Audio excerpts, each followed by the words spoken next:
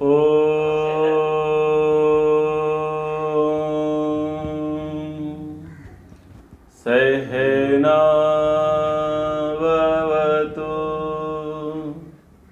सहनौ भुनक्तु सह वीर्यं करवावहै तेजस्विनावधीतमस्तु मा विद्विषावहै। ओम शांति शांति शांति। कठोपनिषद तृतीय वल्ली श्लोक संख्या 7। पिछले जो श्लोक थे, यस्तु विज्ञानवान भवति अयुक्तेन मनसा सदा तस्येन्द्रियाणि अवश्यानि दुष्टास्व इव सारथे। यस्तु विज्ञानवान भवति युक्तेन मनसा सदा तस्येन्द्रियाणि वश्यानि सदस्व इव सारथे। प्रसंग था कि जिसका मन बुद्धि का सहकारी नहीं है, जिसका मन बुद्धि से मिलकर के नहीं चलता, आत्मा से युक्त होकर के नहीं चलता, तो वो मन अपने हिसाब से भागता है और इंद्रियां विषयों की ओर आकर्षित होती हैं। तो जिसका उदाहरण दिया था कि यदि ड्राइवर के नियंत्रण में गाड़ी ना रहे, एक्सीलेटर भी टॉप पर हो और ब्रेक भी उसकी ठीक से ना लगे, तो जब अनियंत्रित गाड़ी होगी तो क्या करेगी? गाड़ी आपको गिरा देगी, आपका एक्सीडेंट हो जाएगा। तो मन को भी ऐसे ही कहा गया कि यदि मन बुद्धि का सहकारी नहीं होगा, आत्मा के साथ नहीं चलेगा, आत्मा के साथ नहीं जुड़ेगा, तो फिर मनमानाचरण होगा। मनमानाचरण होगा तो क्या होगा? उस व्यक्ति का विनाश हो जाएगा। और जब मन बुद्धि के साथ युक्त होकर चलेगा, आत्मा के साथ युक्त होकर के चलेगा, तो जिस लक्ष्य को आत्मा प्राप्त करना चाहता है, जिस रास्ते पर आत्मा चलना चाहता है, उस रास्ते पर वो शांतिपूर्वक चलेगा।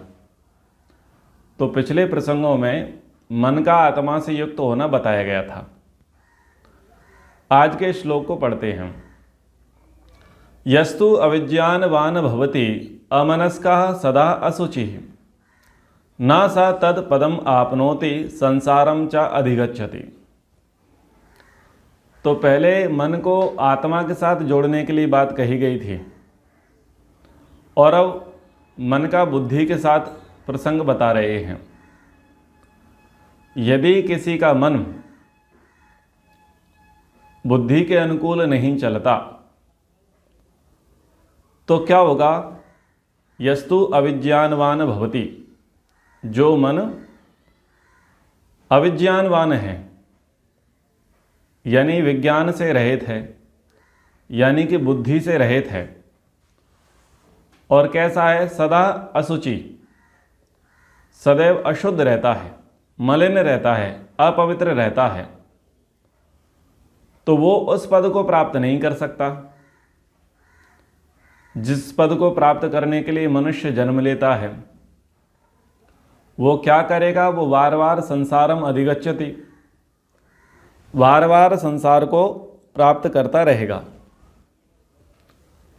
तो ये तो शब्दार्थ हुआ। अब इसके भावार्थ समझिए। जो मनुष्य, जिसकी बुद्धि वेद विद्या के अनुकूल नहीं है, जिसका ज्ञान शुद्ध नहीं है, पवित्र नहीं है, और विचार शून्य है, विचार शक्ति जिसके पास नहीं है, तो वो व्यक्ति क्या करेगा?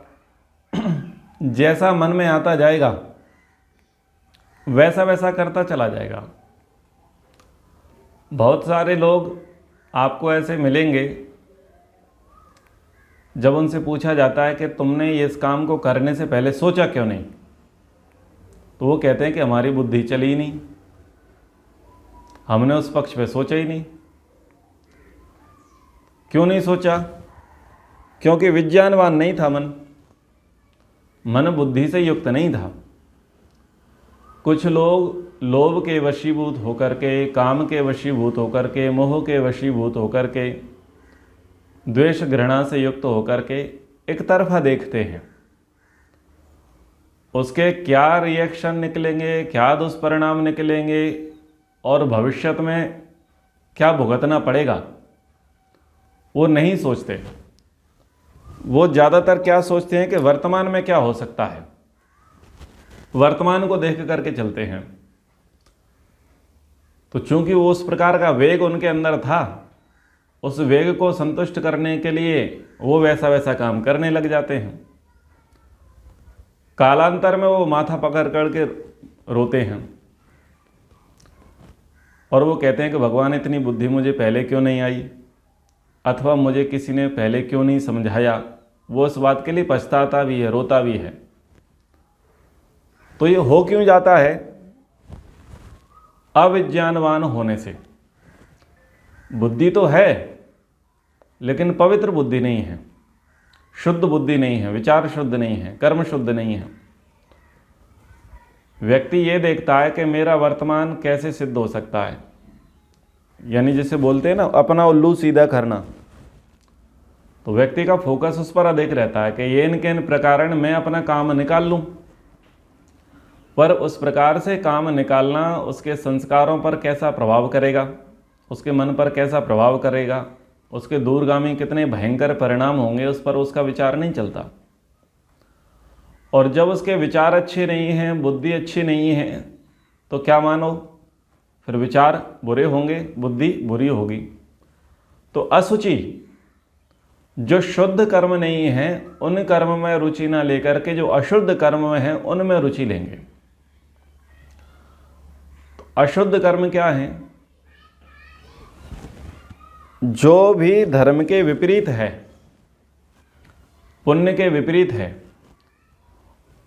और जो कर्म हमें परमात्मा से दूर लेकर के जाते हैं, जो कर्म हमें संसार में बार बार बांधते हैं, नारकीय यातनाओं को भुगवाते हैं, और मनुष्यपने से पशुता का व्यवहार जो हम करने लग जाते हैं, वो स्थिति है अशुद्ध मन की।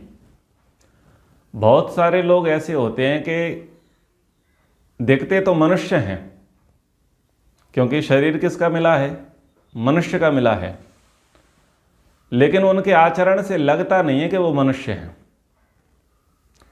उनके आचरण से कोई भी व्यक्ति उनको संज्ञा देता है कि ये आदमी नहीं है, ये जानवर है। जानवर की संज्ञा दे दी जाती है, और जानवर में भी उसके व्यवहार को देख करके वो किस प्रकार का जानवर है, उस जानवर की संज्ञा दे दी जाती है। जैसे बिल्ली की संज्ञा किसे दे दी जाती है कि जो अच्छा नहीं करे, और जो स्वयं का अच्छा होता हुआ नहीं देखता तो दूसरे का भी जो अच्छा होने नहीं देता। बिल्ली का ये स्वभाव है, खाएगी नहीं तो फैलाएगी। यदि बिल्ली को दूध पीना है और बिल्ली दूध नहीं पी सकती, उसके योग्य नहीं है, तो बिल्ली क्या करेगी? उस दूध को फैला देगी। तो यदि उसके काम में नहीं आ रहा था तो उसने दूसरे के काम के लिए भी उसे नहीं छोड़ा। और इसी भावना से ओतप्रोत होकर के एक डायलॉग है कि हम तो डूबेंगे सनम, तुमको भी ले डूबेंगे। वो इसी भावना से ओतप्रोत है, यानी उसने खुद ने तो अच्छा काम करना नहीं है और दूसरे का अच्छा वो होने नहीं देना चाहता, तो वो बिगाड़ेगा। ऐसा व्यवहार आपको बहुतायत क्षेत्रों में मिलेगा।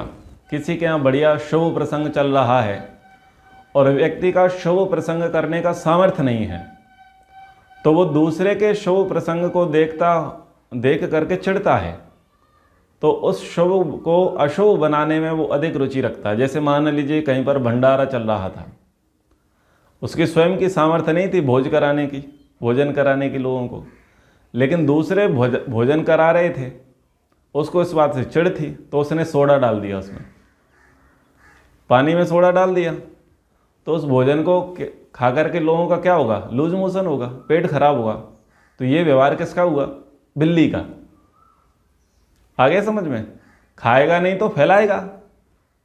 अगर उसे खुद के लिए ठीक ना लगा तो फिर वो दूसरों को भी शांति से रहने नहीं देता।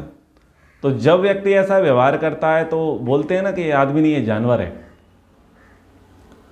और दो लोग आपस में लड़ रहे हों, छोटी सी बात पर लड़ रहे हों, बहुत जोर जोर से लड़ रहे हों, तो क्या कहा जाता है? क्यों कुत्तों की तरह झगड़ रहे हो?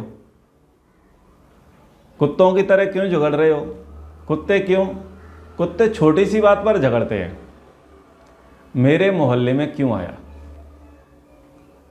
अथवा जो मांस का थोड़ा सा टुकड़ा था उस पर तू दावेदार क्यों बना? यानी बहुत माइनर चीज़ होती हैं, बहुत छोटी चीज़ होती हैं जिनकी कोई वैल्यू नहीं होती। तो जो व्यक्ति बात बात पर झगड़ने लग जाए, तिल का ताड़ राई का पहाड़ बना ले और समझाने से ना समझे, तो क्या बोला जाता है कि वो लोग तो कुत्तों की तरह झगड़ते हैं। आप ये उपमा देते हो ना, कुत्तों की तरह झगड़ रहे हो। यानी क्या समझ में आया? कि विज्ञानवान मन नहीं है, विचारपूर्वक नहीं कर रहे। और एक शब्द तो आप मेरे से सुनते हो, सींग मारना। मैं बोलता हूँ ना, लोग थोड़ा बहुत पढ़ लेते हैं, जान लेते हैं, तो दूसरे की मान्यता को देख करके हंसते हैं, फिर उसका खंडन करते हैं, तो वो होता है सींग मारना। आप थोड़ा सत्यार्थ प्रकाश पढ़ लिए, 4 बातें आपने पढ़ ली, 4 सत्संगों में आप चले गए, आपको थोड़ी सी बुद्धि आ गई, आपको समझ में आ गया कि ईश्वर साकार नहीं निराकार है। ईश्वर की पूजा किसी चढ़ावे से नहीं होगी, ईश्वर की पूजा तो ध्यान उपासना से होगी, शुद्ध आचरण से होगी, अच्छे व्यवहार से होगी। आप जान लेते हैं। अब जान करके आप घर लौट करके आएंगे, परिवार के लोगों से मिलेंगे, रिश्तेदारों से मिलेंगे, पड़ोसियों से मिलेंगे, और उनको वही काम करता हुआ देखोगे जो काम आप 1 सप्ताह पहले कर रहे थे। ज़्यादा परिवर्तन नहीं हुआ। 1 सप्ताह पहले, 2 सप्ताह पहले, महीने भर पहले आप भी वही काम को कर रहे थे, लेकिन आपको थोड़ी सी अकल आ गई, थोड़ी सी आई, ज़्यादा नहीं आई। आपको थोड़ी सी अकल आई और आप विरोध करना शुरू कर दिया आपने। तो मैं बोलता हूँ उसको सींग मारना, बैल की तरह। तो ये क्या है सींग मारना? ये है अविज्ञानवान। आप बुद्धिपूर्वक नहीं कर रहे, आप सोच नहीं रहे कि आपका ऐसा करने से कि वहाँ कितना बड़ा टकराव खड़ा हो जाएगा। आपकी पॉलिसी कितनी सही है कितनी नहीं है वो आपको भी पता ही नहीं है, और अभी आप भरे नहीं हो। अध जल गगरी छलकत जाए। आप स्वयं तो भरे नहीं हैं, स्वयं तो निष्णात प्रवीण कुशल हुए नहीं हैं, थोड़ा सा आपको प्राप्त हुआ। कहा जाता है ना, थोता चना बाजे घना, बहुत बजता है जिसमें कम होता है। तो ये व्यवहार जो आपको सारे देखे जाते हैं, उन व्यवहारों को यहाँ पर यही कहा जा रहा है कि यस्तु अविज्ञानवान भवति अमनस्कः सदा असुचि। कि जब व्यक्ति विज्ञानवान नहीं होता, विज्ञान से रहित होता है, बुद्धि तो है लेकिन कैसी बुद्धि नहीं है? पवित्र नहीं है, शुद्ध बुद्धि नहीं है, अच्छी बुद्धि नहीं है। और फिर वो क्या करेगा? वो उल्टे काम करेगा, असुचि। जो अधर्म के कार्य हैं, अव्यवहारिक कार्य हैं, जो पाप कर्म हैं, उनमें उसकी रुचि लगेगी। तो उससे बचने का प्रयास करना चाहिए मनुष्य को, ऐसे कामों से जो उल्टे मार्ग पर लेकर के जाते हैं। अगर आपको लगे कि कोई व्यक्ति उल्टा काम कर रहा है, आपको समझ में आता है कि आपका परिवार का व्यक्ति है, इष्ट मित्र है, उसका खान पान ठीक नहीं है, उसकी संगति ठीक नहीं है, उसका व्यवहार ठीक नहीं है, उसके डिसीजन ठीक नहीं है, तो इसका क्या अर्थ निकला? कि उसकी जो बुद्धि है वो शुद्ध नहीं है, पवित्र नहीं है। अब आप उसे ये बोलो कि ये काम मत कर, वो काम मत कर, आप उसके कार्य पर फोकस कराओ, तो बताओ वो आपकी बातों को स्वीकार करेगा? वो बोलेगा एक तो जैसे तैसे करके मैंने काम किया और ऊपर से तुम मेरे काम में टांग अड़ा रहे हो, मुझे सपोर्ट तो कर नहीं रहे, अप्रिशिएट तो कर नहीं रहे, मेरी टांग खिंचाई कर रहे हो। तो जब आप ऐसा करोगे तो वो आपको आदर्श मानेगा? नहीं मानेगा। आप कहाँ पर चोट कर रहे थे? कार्य पर। कार्य पर चोट करने से कारण ठीक नहीं होगा। आपको यह समझना पड़ेगा कि व्यक्ति की बुद्धि गड़बड़ है। तो बुद्धि गड़बड़ है तो सुधार किसका होगा? बुद्धि का होगा। कार्य तो वो चीज़ है जो हो चुकी है, जो घटना घट चुकी है वो कार्य है, लेकिन कार्य हुआ है विचार से। तो आप कितने कार्यों को रोकोगे? कितने चौकीदार बनोगे, कितने पहरेदार बनोगे कार्यों को रोकने के लिए? कब तक खड़े रहोगे? क्योंकि उसकी उस प्रकार की प्रवृत्ति है, उस प्रकार के विचार हैं, वो वैसे कार्य करता ही रहेगा। आप जितना भी उसे रोकने का, टोकने का प्रयास करो, वो उसके कार्य बंद नहीं होंगे। कब तक बंद नहीं होंगे? जब तक उसका विचार ठीक नहीं होगा। फोकस किस पर करना चाहिए? विचार पर करना चाहिए कि ये व्यक्ति बार बार ये हरकतें देता है, तो बेहतर है इसके विचार को ठीक किया जाए। अब सोचो, उसके लिए आपको कितना बड़ा मनोबल चाहिए, कितना बड़ा आत्मबल चाहिए, क्योंकि एक तो वो मानसिक रूप से, बौद्धिक रूप से गया बीता है, बहुत गया गुजरा है। तो आपको बड़े आत्मबल की आवश्यकता पड़ेगी, बड़े मनोबल की आवश्यकता पड़ेगी, और लंबे समय तक उसकी ट्रेनिंग करानी पड़ेगी, उसकी शिक्षा करानी पड़ेगी, उसकी ताड़ना करनी पड़ेगी, तब जाकर के कुछ विचारों में परिवर्तन आएगा। ब्रेन वॉश क्या है? ब्रेन वॉश का प्रायः जो प्रयोग किया जाता है वो होता है विचार परिवर्तन के लिए। और ब्रेन यानी मस्तिष्क, वॉश यानी साफ कर देना, धो देना, अगर अंग्रेजी अर्थ निकालें तो। धो दिया, साफ कर दिया। क्या साफ कर दिया? जो पिछला था वो साफ कर दिया, वो ब्रेन वॉश हो गया। तो वो ब्रेन वॉश करना पड़ेगा। ब्रेन वॉश कैसे होगा? बुद्धि से, कार्य से नहीं, बुद्धि से होगा। जो लोगों का धर्म परिवर्तन कराते हैं, अथवा जो ईमानदार अच्छे नागरिक होते हैं, उनको जिहादी बनाया जाता है, तो वो जिहादी किस आधार पर बनाया जाता है? विचार के आधार पर, कार्य के आधार पर नहीं। उनको विचार दिए जाते हैं और उनको बताया जाता है कि आप यहाँ पर असुरक्षित हो, ये लोग हमारे अगेंस्ट हैं और हमको लड़ना है, अपने भाइयों के लिए, अपनी कौम के लिए लड़ना है। ऐसा होता कुछ नहीं है समाज में, लेकिन उसको इस ऐसे औरे में ला कर के रखा जाता है और उसे यही पाठ पढ़ाए जाते हैं, और घटनाओं को, प्रसंगों को तोड़ मरोड़ करके प्रस्तुत कराया जाता है। तो वो फिर उसको विश्वास में ले लेते हैं, तो उसका ब्रेन वॉश हो जाता है। ब्रेन वॉश होने से पहले वो इंजीनियर था, डॉक्टर था, साइंटिस्ट था, टीचर था, और ब्रेन वॉश होने के बाद वो बहुत डेंजरस हो चुका होता है। ठीक है? कैसे कराया? कार्य से नहीं कराया, विचार से कराया। तो जो भी लोग हैं, जिस भी विचारधारा से आते हैं, वो नास्तिक मत वाले हैं, आस्तिक मत वाले हैं, संप्रदाय वाले हैं, धर्म वाले हैं, पक्ष के हैं या विपक्ष के हैं, विचार से प्रभावित होते हैं। भारत में क्या अधिक चल रहा है? भारत में विचार क्रांति चल रही है। और विचार क्रांति यदि शुद्ध है तो शुद्ध विचार बहेगा समाज में, और विचार क्रांति यदि अशुद्ध है तो अशुद्ध विचार समाज में बहेगा। अशुद्ध विचार बहाने के लिए कौन खड़े हैं? सुबह टीवी चैनल वाले। वो ये बताएंगे कि देश में कितना, देश रहने लायक नहीं है, जीने लायक नहीं है। और सुबह की जो जितनी भी न्यूज़ आएंगी, सुबह के 7-6 बजे से लेकर के 11 बजे तक की, वो आपको ये बताएंगी कि ये देश रहने लायक नहीं है। और शाम को 6 से रात के 10 बजे तक भी यही दिखाया जाएगा कि देश रहने लायक नहीं है। देश में कितनी गड़बड़ घोटाले हो रहे हैं, कितने लूट, कितने बलात्कार, कितनी हत्याएं, कितने लूटपाट, किसी अनदेखी, कितना अन्याय हो रहा है, बस वही दिखाया जाएगा।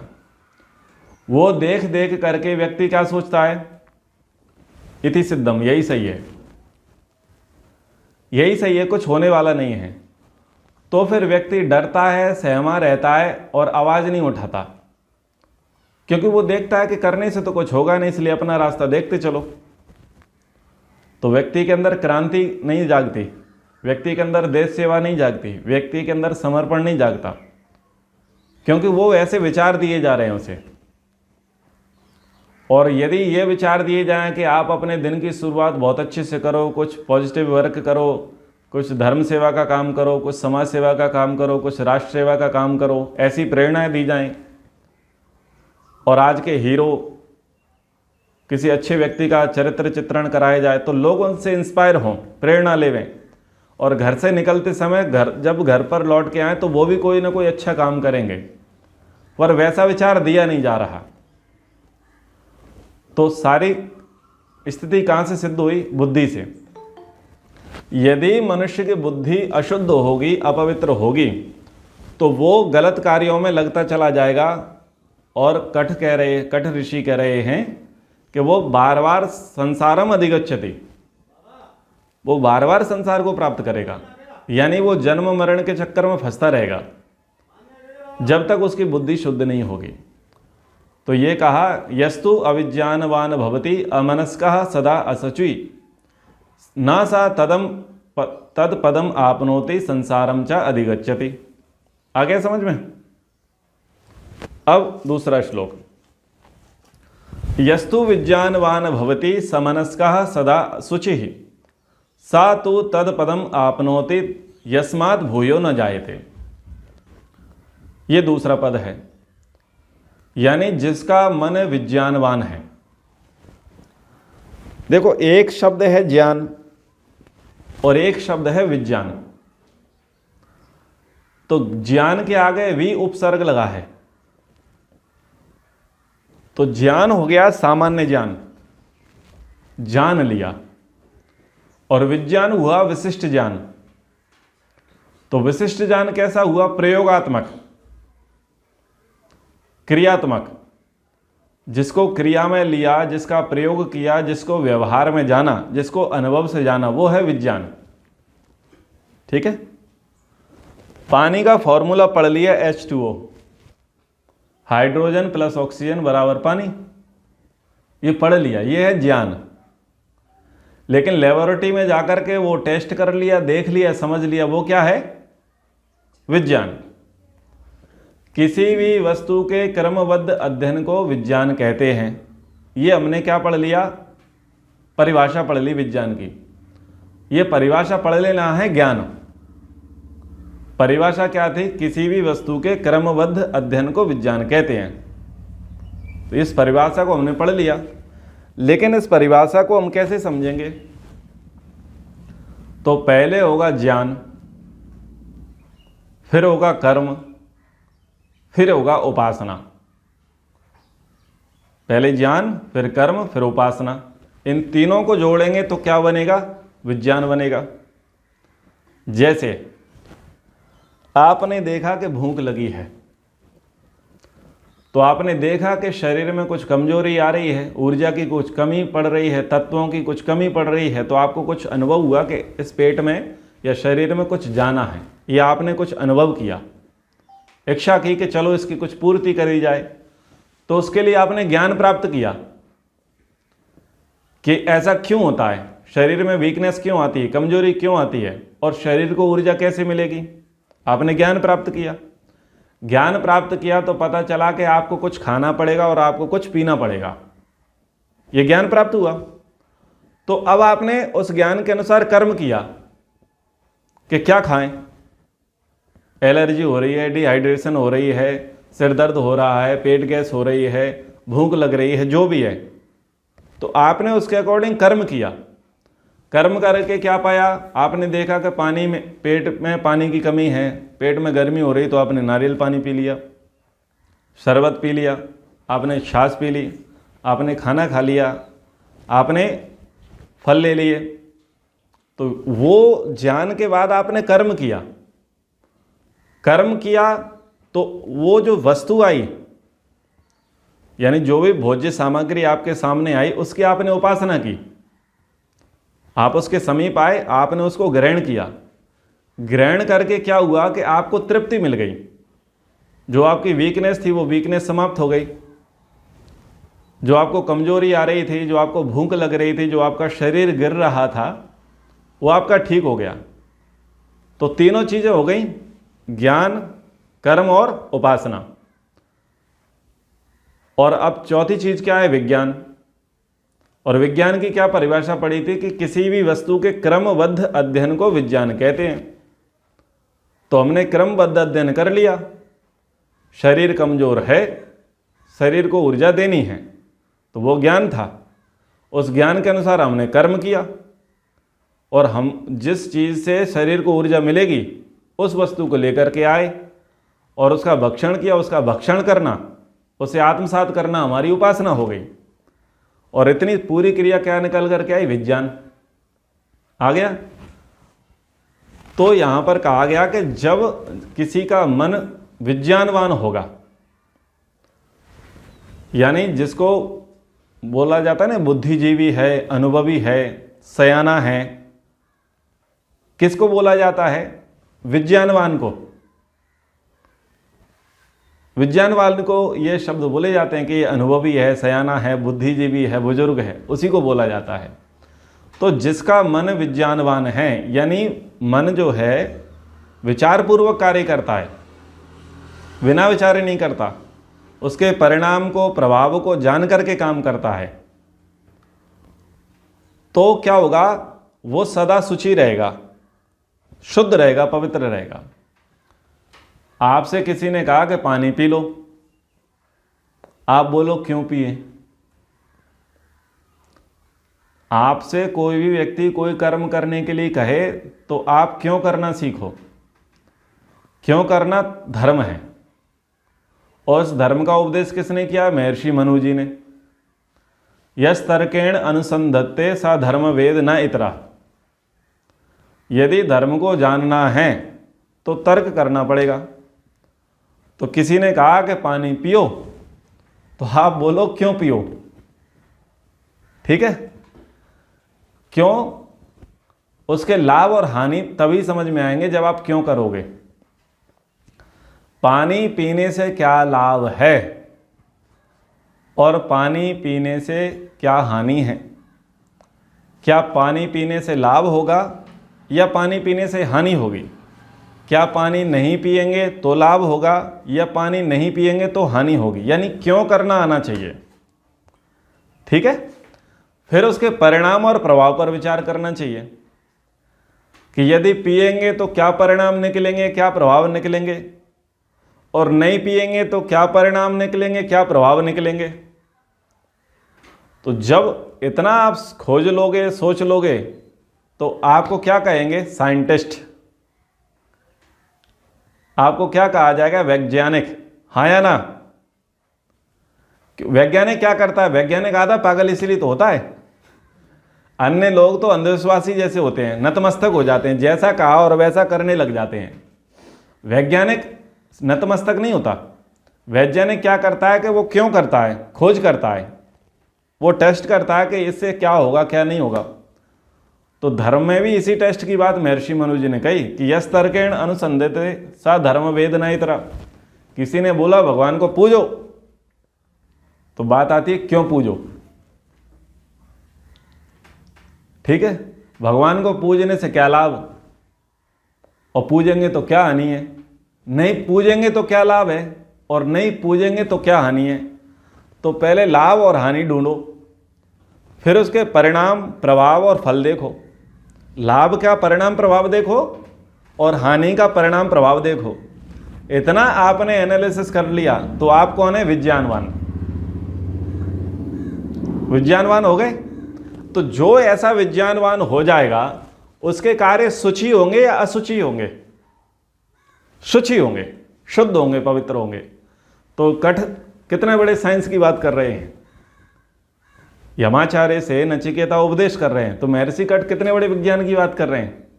है साइंस पूरे प्रसंग में, बहुत बड़े साइंस की बात कर रहे हैं। ऐसा केवल अध्यात्म नहीं है कि बस गुरुजी ने बोल दिया और नतमस्तक करो।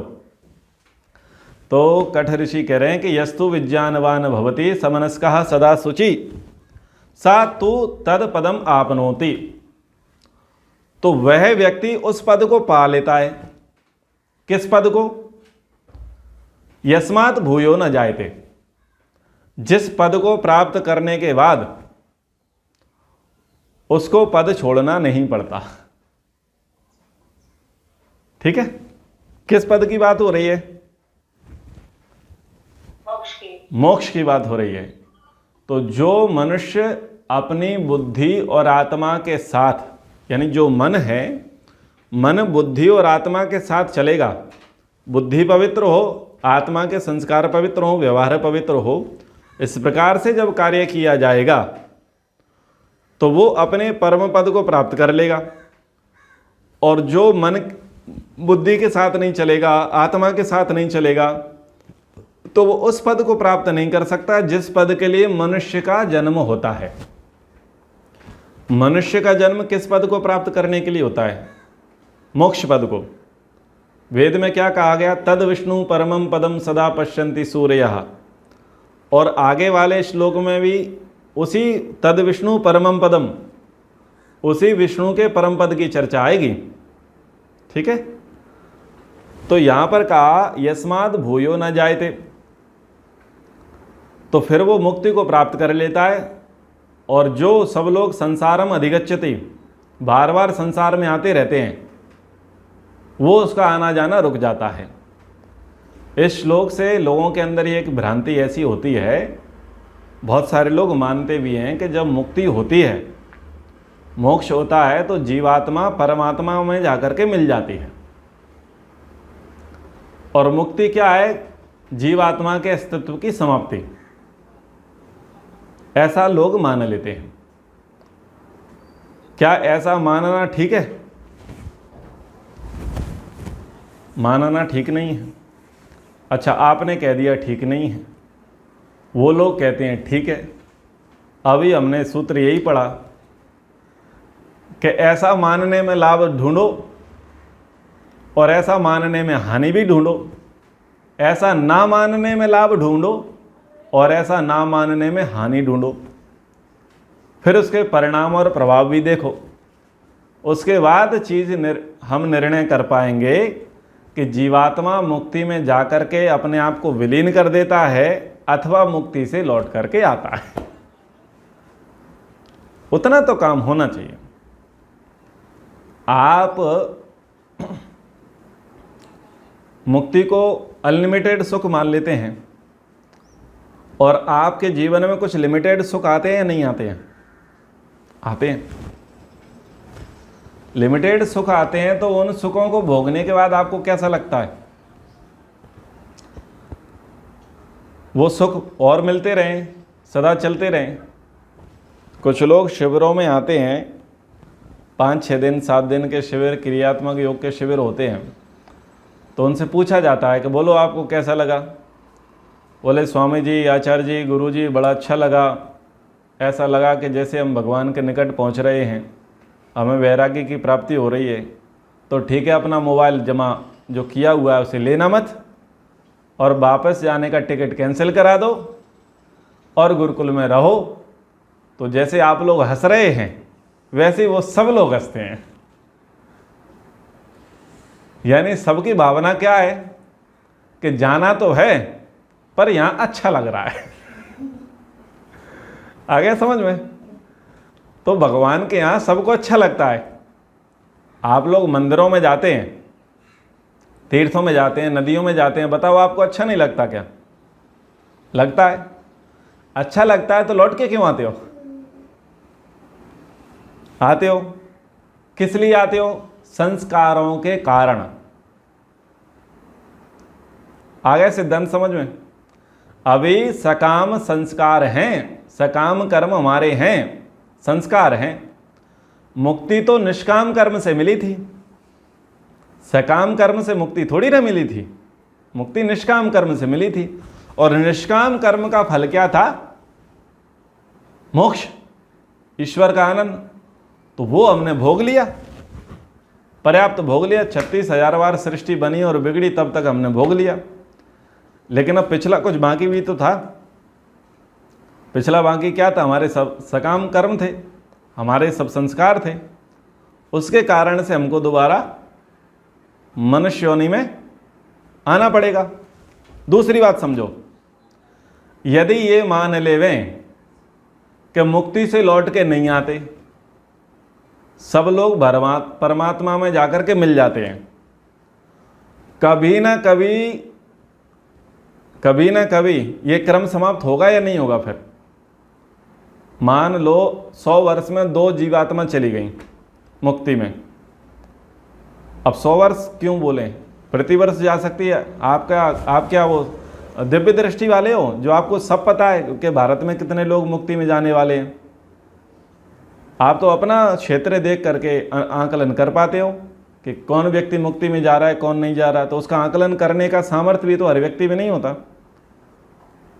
तो आप इतना तो मान के चलो कि प्रत्येक वर्ष एक व्यक्ति मुक्ति में जाता होगा, अपनी धरती से नहीं तो पड़ोसी वाली धरती से जाता होगा, हाँ या ना? जाता ही होगा ना। तो सब लोग जाते रहेंगे मुक्ति में और कभी लौट करके ना आए, तो फिर ये जीवात्मा रहेगी या नष्ट हो जाएगी? एक जीवात्मा पूरी कोटा पूरा हो जाएगा, पैकअप हो जाएगा। फिर भगवान क्या करेगा? संसार कैसे चलाएगा? समझ में आ रहा है?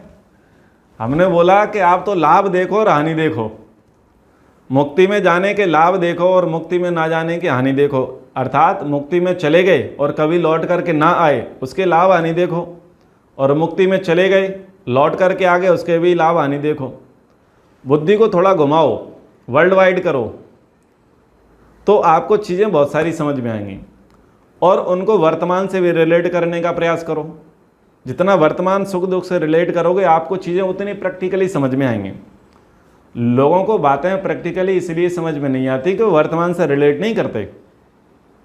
तो वर्तमान से रिलेट करना सीखें। तो यस्मात् भूयो न जायते का प्रसंग ये है कि संसारम अधिगच्छति, कि वो व्यक्ति बार बार संसार में आता है, बार बार जन्म मरण के चक्कर में आता है, बार बार मेरे चंगुल में आता है। यमाचार्य नचिकेता को कह रहे हैं जो अविज्ञानवान है, अशुचि है, यानी जो सकाम कर्म करता है, पाप कर्म करता है, अधर्म में लगा रहता है, संसारिक भोगों में लगा रहता है, प्रभु भक्ति पर जिसका कोई फोकस नहीं है, वो बार बार संसार को प्राप्त करेगा और ये बार बार नहीं करेगा। यस्मात् भूयो न जाते, यानी जैसी इसकी गति है वैसी इसकी गति नहीं होगी।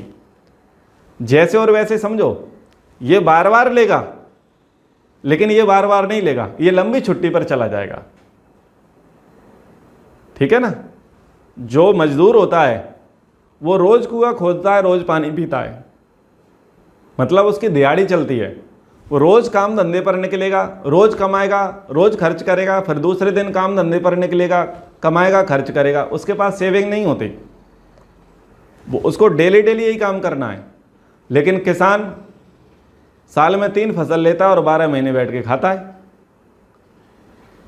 जो सर्वेंट है, गवर्नमेंट सर्वेंट है, उसकी भी अच्छी सैलरी होती है, पगार होती है, वो भी जाकर के अच्छे बैठ के खा सकता है। तो कंपैरिजन करोगे तो कौन बेहतर है? ये है संसारम अधिगच्छति, जो डेली डेली कमाई कर रहा था और डेली डेली खा रहा था, फिर उसका डेली खर्च हो रहा था, बार बार कुआं खोद रहा था, बार बार पानी पी रहा था। और एक वो था जिसने एक बार में ही अच्छी कुआं का तालाब खोद लिया और शांति से बैठ करके खा रहा था, पी रहा था। फिक्स डिपॉजिट वाले होते हैं, बड़े प्रॉफिट वाले होते हैं, व्यापार में देखे जाते हैं ना। तो एक को डेली काम करना पड़ रहा है और एक को डेली नहीं करना पड़ रहा। वो एक बार मेहनत करता है दम से और फिर शांति से बैठ करके खाता है। तो यहाँ इसी प्रकार से अर्थ निकालें कि ये तो बार बार संसारम अधिगच्छति, बार बार संसार को प्राप्त करेंगे, और ये नहीं करेंगे, ये लंबी छुट्टी पर जाएंगे। ठीक है? इसका ये अर्थ निकालना चाहिए। ये अर्थ नहीं निकालना चाहिए कि बस परमात्मा में जाकर के मिल जाएंगे। गीता के बहुत सारे मानने वाले ऐसा ही सोचते हैं कि सागर की जो बूंदें हैं वो सागर है परमात्मा, और उसकी जो बूंदें हैं वो बूंदें हैं जीवात्मा। ठीक है? और वो जीवात्मा एक नदी बन करके बाद में समुद्र में मिल जाती हैं, अपने अस्तित्व को विलीन कर देती हैं। ठीक है, विलीन कर देती हैं, तो ये क्यों नहीं सोचते कि दोबारा सूर्य तपाएगा समुद्र को? ये क्यों भूल जाते हैं? आप अधूरी व्याख्यान क्यों करते हैं? दोबारा समुद्र को सूर्य तपाएगा और वो पानी वाष्प बन करके वायुमंडल में चला जाएगा। इस कॉन्सेप्ट को बताएंगे नहीं, लेकिन इस कॉन्सेप्ट को बताएंगे समुद्र है परमात्मा और बूंदें हैं जीवात्मा। तो वो अविनाशी परमात्मा में जाकर के जीवात्मा जो है विलीन हो जाते हैं। तो गीता के मानने वाले, इस्कॉन के मानने वाले बहुत सारे लोगों की मान्यता ये है। ओ